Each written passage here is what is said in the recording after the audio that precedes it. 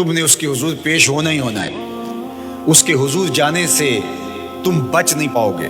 چھٹکارا نہیں، رستگاری نہیں. ایک ایک عمل کا تمہیں حساب دینا ہوگا. ایک ایک حرکت اور ایک ایک سکنت تمہاری تشت ازبام ہوگی. تمہارا پوشیدہ اور مخفی عمل قیامت کے دن سامنے آ جائے گا. اللہ اکبر. یہ قرآن ہے، یہ کوئی فرضی کہانی نہیں ہے. انہ لقول فصل وما هو بالہزل. فرمایا یہ قول فیصل ہے، یہ طے شدہ حقیقت ہے، یہ امر واقعی ہے. یہ کوئی مذاق نہیں ہے کہ یوں ہی کو کہانی بیان کر رہا ہے. یہ سب کچھ ہونے والا ہے. یہ اپنی آنکھوں سے تم دیکھو گے. آج انکار کرو یا اقرار کرو، تمہیں کھلا موقع دیا ہے. حتیٰ کہ تم کافر بن کے زندگی گزارنا چاہو، نمرود بن کے جینا چاہو، فرعون بن کے جینا چاہو، حامان بن کے جینا چاہو، ہم تجھے دنیا پہ موقع دیں گے. لیکن یہ نہیں ہے کہ جب زندگی کی بساط لپیٹے گی پھر کام ختم ہو جائے گا. نہیں، یہ تمہیں ہمیں فرصت دی ہے، پھر ہم نے تم سے حساب لینا ہے. ایک ایک عمل تمہارے سامنے آئے گا. اللہ اکبر. ذرا غور کیجئے. فآمنوا باللہ، تو بہتر ہے کہ اللہ پر ایمان لاؤ. اس کے حضور تو تم نے آنا ہی آنا ہے. بہتر نہیں ہے کہ جیتے جی آ جاؤ، پھر لوگ تجھے اٹھا کے لائیں گے. اچھا نہیں ہے کہ اپنے قدموں سے چل کے آ جاؤ. کی آگ سن لوک یعقوب تینوں جدوں ٹر پیوں سر منہ کج کے تم. پھر جو کفن کی تنیوں میں لپیٹ کر کے تجھے لے کر کے جایا جائے گا، تو اچھا نہیں ہے کہ اپنے قدموں سے خود چل کے مالک کی دہلیز پہ چلے جاؤ.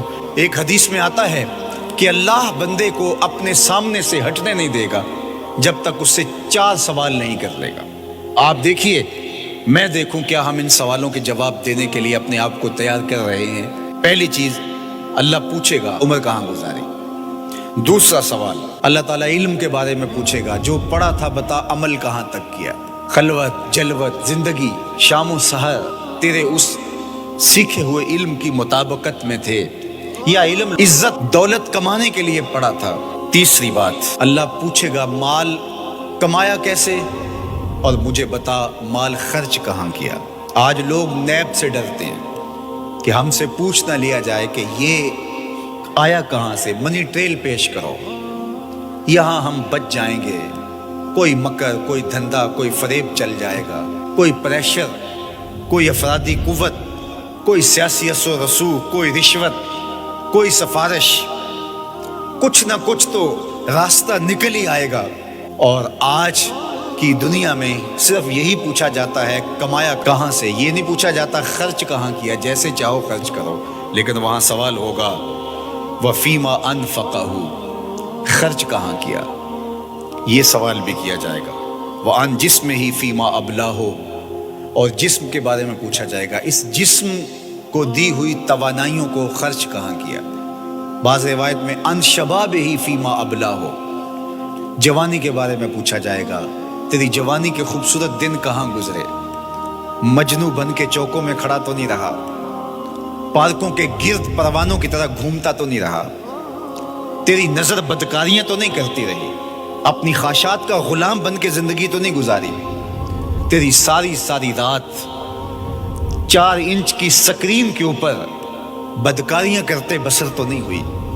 پوچھا جائے گا بتا جوانی کہاں گزری.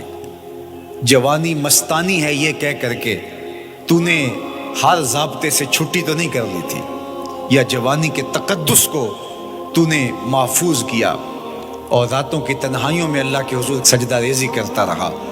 میرے اور آپ کے آقا و مولا نے فرمایا جو جوان جوانی میں توبہ کرے وہ اللہ کو محبوب ہے. اللہ اکبر. اور اللہ جن 7 لوگوں پر اپنے عرش کا سایہ کرے گا ان میں سے ایک شخص کا ذکر کرتے ہوئے فرمایا وَشَابٌ نَشَأَ فِي عِبَادَةِ اللَّهِ، وہ جوان جس کی جوانی اللہ کی عبادت میں گزری. قیامت کے دن جب کوئی سایہ نہیں ہوگا اللہ اسے اپنے عرش کا ٹھنڈا سایہ عطا فرمائے گا. میرے مخاطبین جو اس وقت میرے سامنے موجود ہے بالمشافہ، اور پوری دنیا کے اندر جو اس وقت مجھے دیکھ رہے ہیں، ان میں زیادہ تر تعداد نوجوانوں کی ہے. تو میں آپ سب سے مخاطب ہوں اور آپ کو کہتا ہوں کہ یہ جوانی دوبارہ نہیں ملنی. بندہ کہتا ہے بڑھاپا آئے گا دیکھ لیں گے. جس طرح ہر چیز کا سرور جوانی میں ہوتا ہے، ہر چیز کا لطف بندہ کہتا ہے جوانی میں ہے، سجدوں کا جو لطف جوانی میں ہے وہ کسی اور زمانے میں نہیں ہے. اپنی پیشانی کو سجدوں سے آشنا کرو، اپنی جوانی کو مثل سحر بے داغ رکھنا، اپنے شباب کو الجھنے نہ دینا. اپنے شباب کے تقدس کو پامال نہ ہونے دینا۔ اس کائنات کا بہترین چہرہ وہی ہے جو جنسی کالک سے محفوظ ہے۔ اپنے تقدس کو مجروح نہ ہونے دینا۔ تمہاری زندگی شبنم سے پاکیزہ تر رہے، سحر سے پاکیزہ تر رہے۔ تمہاری جوانی اتنی خوبصورت ہو کہ محمد عربی کو رشک آئے تمہاری جوانی پر۔ اپنی جوانی کو آوارگی میں بسر نہ کرنا، اپنی اس جوانی کو دین کے لیے وقف کرنا۔ سحری کے سجدوں میں آنسو بہا کر کے جوانی کا لطف کشید کرنا۔ جوانی کا لطف اور مزہ رب کے ساتھ محبت اور رب کے ساتھ عشق کرنے میں ہے۔ جوانی کے اندر دل کی بے تابیاں، دل کی بے چینیاں اور دل کی بے قراریاں ذرا مسلح پہ لے کے آؤ۔ عشق کرنا ہے تو کسی آوارہ سے نہیں، عشق کرنا ہے تو رب العالمین سے کرو، آمنہ کے لال سے کرو، تو پھر دیکھنا کہ یہ جوانی کیا نور بخشتی ہے۔